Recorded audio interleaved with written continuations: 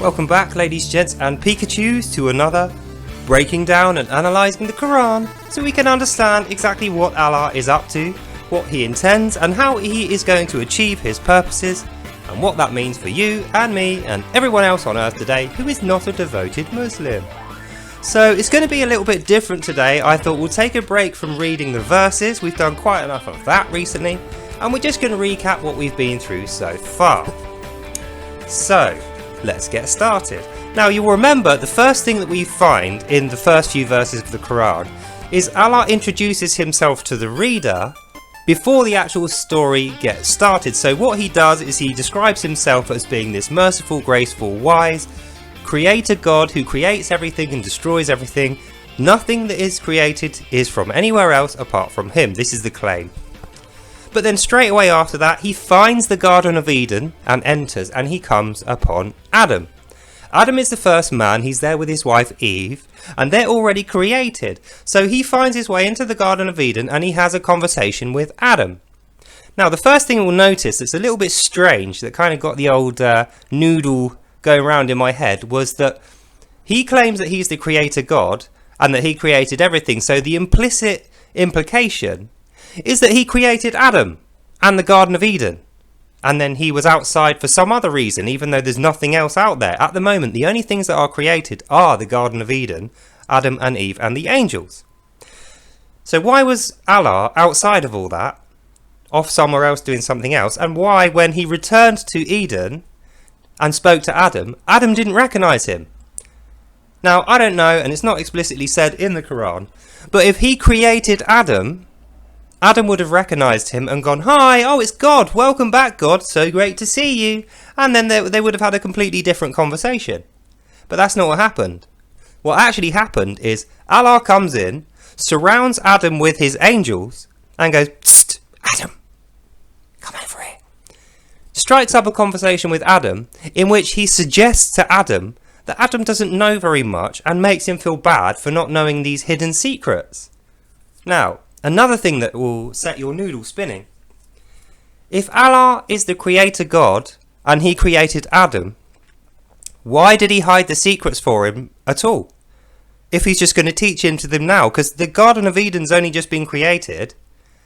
So why would you hide the secrets then 5 minutes later go, actually, no, that was a mistake. I'm going to unhide them now and I'm going to teach them to Adam. But I'm going to describe them to Adam as hidden secrets of heaven. That doesn't make any sense. If he created the secrets, why would he hide them at all? And then even if he did hide them and create them, why, when he's speaking to Adam, would he describe them as hidden secrets of heaven? He wouldn't. He would just say, "Hi Adam, I've got some stuff to tell you, some knowledge you can have." He wouldn't say, "I know some hidden secrets which I can teach you," which is what he did say. So the implicit between the lines implication here is that Allah, although he claims to be the creator God that made everything, in fact didn't create Eden or Adam and Eve or the hidden secrets. And when he came upon Adam in the Garden of Eden and decided that he was going to teach him these hidden secrets, he wasn't doing that for Adam's benefit. And because Adam didn't recognize him, and he had to surround him with the angels in order to keep Adam as a captive audience, Adam was afraid. He probably would have run away, back to Eve, where he was safe and not on his own. So they're the first questions that came up in my head while I was reading this. But the more you think about it, there's more weird things and more questions that come out about this. Once Allah has taught Adam these hidden secrets of heaven, he's really happy, celebrates. And why would he be celebrating this? If he created Adam and the hidden secrets, let's hand wave the fact that he hid the secrets then immediately unhid them, and the fact that he describes them as hidden secrets. Once he's taught them to Adam, he celebrates like he scored the winning goal in a cup final. "Yeah, this is so great. I told you I was the one who knew the hidden secrets and could teach you them." It was almost like he wasn't sure if he could actually convince Adam. So he's celebrating the fact that it was so easy to convince Adam to take on these hidden secrets. Like, he didn't realise he was going to be able to. He thought it might be a problem. So why would that happen if he was the creator God? It just doesn't make sense. Then he goes on. This is even worse.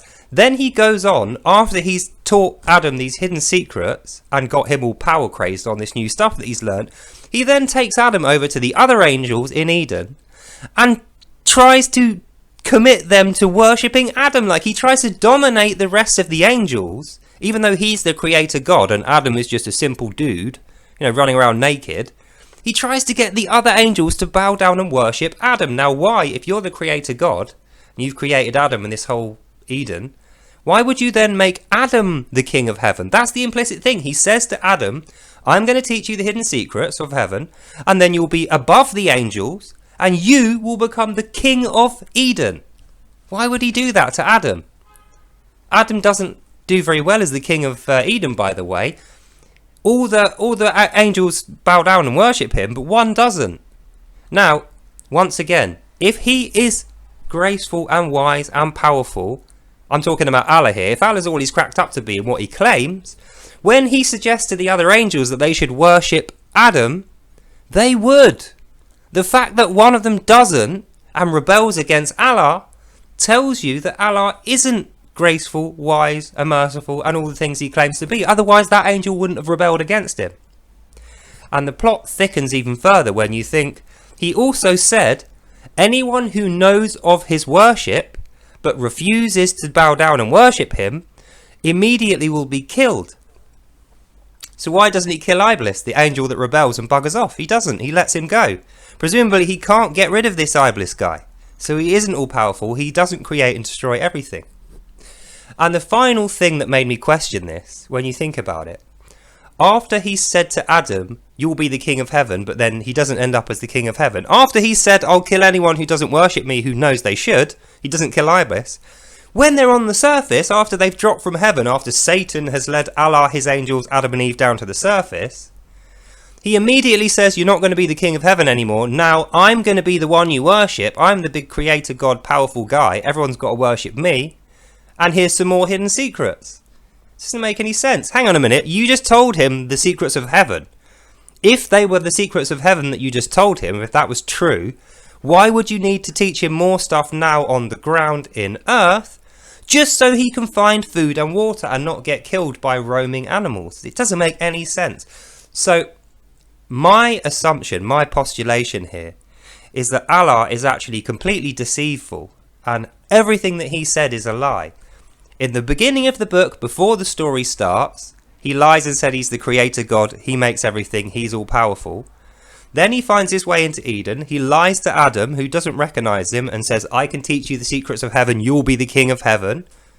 Whatever he teaches him isn't the secrets of heaven, because he ends up getting chucked out with Eve and the other angels, and he doesn't end up as the king of heaven. So all those things were lies. And to top it off, when he's on the ground, Allah changes his tone and says, you got to worship me now, buddy, and you got to find food and water, and if you don't do it, I'll fucking kill you. That's not merciful, graceful, wise, or anything. It's not loving. It's not what a creator God would do.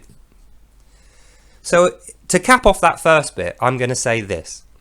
Somebody created Eden, Adam, Eve, Allah, and the angels, and that somebody also hid the secrets in the good and evil tree, which is the tree that they got the hidden secrets of heaven from. So maybe Allah isn't being completely honest about who he is in the story in the Quran. If you compare it to the Old Testament, in the Old Testament, Eve and Adam are created by God in the hand of God. He doesn't need to explain or introduce himself to Adam or Eve. Adam and Eve are literally created in his palm. He blows the breath of life into them and they come to be animated and conscious. And then he says, you're Adam and Eve, you're people, you're going to be loved and innocent and everything else. Here you go. Puts them down in the Garden of Eden. And then he says to them, by the way, Adam and Eve, I pulled all the evil stuff out of you when I made you. And I put it in that tree over there for safekeeping. So don't go over there and eat the fruit off that tree, because it will lead to your death and you will not enjoy the experience, right? And the thing is, they don't show any desire or will to have that tree. Like, they trust God. They love and trust their God who's nice to them and gave them everything they have and created them. And he's just told them that's going to be dangerous for you. Don't eat it. It's like a parent says to the child, don't touch the boiling pot on the stove because you'll burn yourself. It's not like the kid immediately goes, well, I'm going to go and touch that pot. They don't. They know, Mummy and Daddy are telling me not to touch the dangerous thing, so I won't touch the dangerous thing. And that's what happened. Adam and Eve are quite happy in the Garden of Eden. They don't even look over at that tree. until the appearance of Allah. Allah's the one that causes original sin. That was never going to happen. So Allah, through deceit and lies and false promises of Adam, you're going to be the king of heaven, Allah causes the original sin of Adam, causes the fall to the earth from heaven by rebelling against God. And that suggests to me this Allah guy is the snake from Eden. That's what he's not telling you here. He's not the creator God as he at first claimed. That's why he didn't tell us that he created Eden, Adam and Eve. What he tells us is he found the Garden of Eden with Adam and Eve already there. That's the reason Adam doesn't recognize him, and why there were secrets that were hidden from him and from Adam, and why he celebrated once he'd found those secrets out and managed to get them into Adam's head. But he didn't stop there, did he? He went to go and dominate the other angels. So all of this stuff suggests Allah can't be trusted because he tells a lot of lies, including he's the creator God and you will be the king of heaven. He celebrates once he's started the trail of original sin, rebelling against God. I think the snake of Eden, Allah, is only doing all this stuff because he's rebelling against God, who he's jealous of. He doesn't really care about Adam. Adam is just a tool, a means to the end of rebelling against God. That is why they get chucked out of heaven. It's not just because Adam ate the fruit. If Adam had eaten the fruit by mistake or just in naivety and it was nothing to do with Allah, I don't think they would have got kicked out. The reason he got kicked out is because after he ate the fruit, he went ahead and tried to dominate the other angels of heaven with Allah. So that encapsulated and committed to the path of original sin. So anyway, that's the first bit. Then after that, we hear about the children of Israel. So they drop to earth. There's a big period of time we're not told about when the earth is then populated, because originally it's Allah, it's Adam and Eve, and that's it. So some time passes, Adam and Eve have some children, and they populate the earth. And some of these people that grow into the population are the children of Israel. This is where it gets even weirder, because why is Allah addressing, O children of Israel, and talking about their covenant as if it's with him, when we know for a fact that the Israelites don't have a covenant with Allah? They've never had a covenant with Allah. Their covenant is with Yahweh, who is the God of Israel. So why is Allah trying to shove himself into that story and make it about him? And he even brings up later in the story that all the prophets are down to him, Moses is down to him, Jesus is even down to him. And bearing in mind, at this point in the story, Christianity isn't even a thing yet. Jesus hasn't even been born yet. So why is Allah putting all these extra details in his story, bearing in mind how much he's already lied and how malevolent he was in attacking Adam and Eve with his lies and getting them thrown out, trying to get them to dominate the other angels, promising that he would be the king of heaven and lying, and now making him a slave of his worship upon the earth? It will only make sense if Allah is the snake of Eden. So that's exactly what I think is happening. So then after that, the Israelites are enslaved in Egypt. And even that's weird. Think about this, right?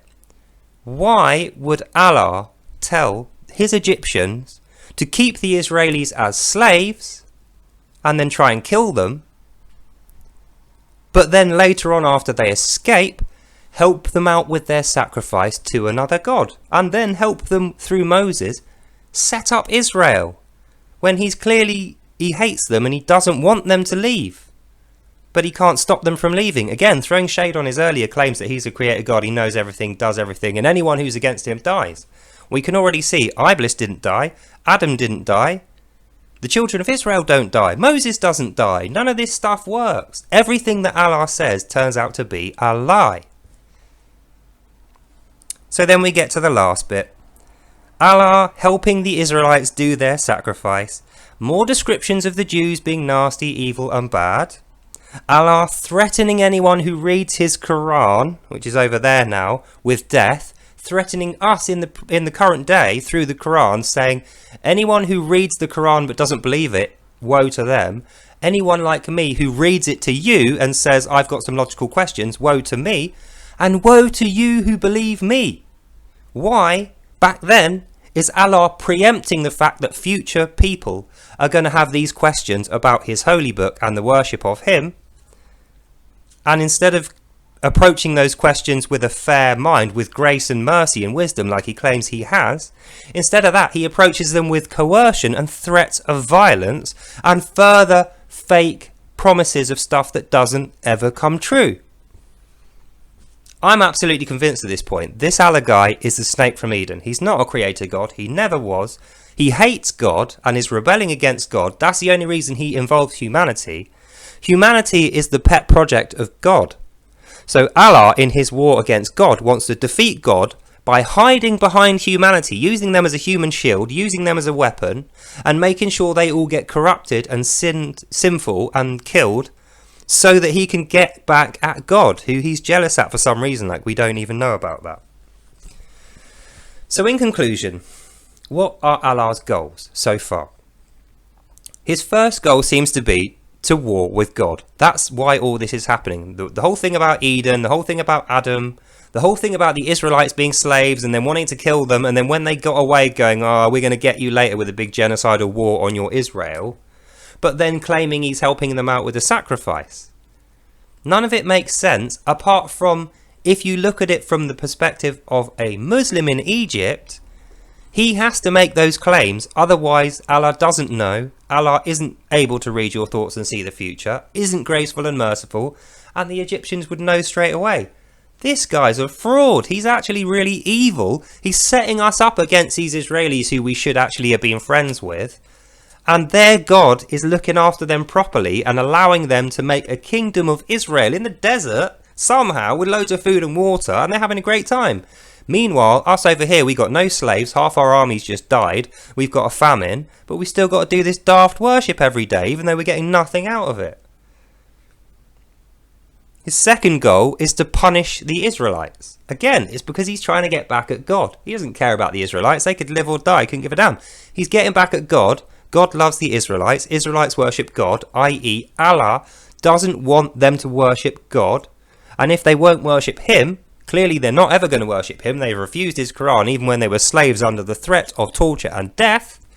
Once they've escaped and it's clear they're never going to be Muslims, he prophesies that their whole civilization and every single one of them is going to be genocidally murdered by his Muslims in future, and that this is going to be celebrated as a righteous great thing. It's not graceful or merciful or wise, it's completely stupid, hateful and evil. But that's what he does. He literally writes that in the Quran, and that's what his plan is. So we know his goals are war with God, punish the Jews, get worship so that God can't have it. So we move on to his methods. What are Allah's methods? Now this is a very simple question. Allah's method so far has been to trick people with a false friendship, offer them great rewards like being the king of heaven, and if they don't follow through with the thing they need to do to get the promise, threaten them with violence, threaten them with death, threaten them with eternal burning in hell forever, threaten them with curses, threaten them with plagues. That's what he does. He coerces people with fake promises, he bullies people with threats, and he tries to incite violence against others using curses. He's a liar, this guy. And finally we get to the last bit of this. What are the results that Allah has managed to achieve in his time upon the earth since they dropped from heaven? This is going to be a controversial one. So the first thing that Allah has achieved, even though he really didn't want to, I'm going to attribute this solely to Allah, and I'll tell you why that is. Allah indirectly has caused the kingdom of Israel to rise. He has caused the Israelis to now feel completely 100% confident in their God, protecting them from anything, and even giving them open miracles through Moses, giving them water coming out of rocks, parting the sea and letting them walk across it, and then shutting the sea to drown all the Egyptians. That's described in the Quran. Allah's pissed off about it, and so are the Egyptians. He has to make excuses to them for why that all happened and the Israelites got away. So he created Israel indirectly. Allah, even though he didn't mean to and he didn't want to and he hates it, he has been the cause of Moses having the miracles through God, because why would God give miracles to Moses if the Israelis had been accepted in Egypt? If they'd have settled in Egypt and just set up shop there, Egypt would have flourished into a huge kingdom with both Egyptians and Israelis there, and would have been rich and powerful anyway with both people there. But Allah was getting in the way of this, didn't want that.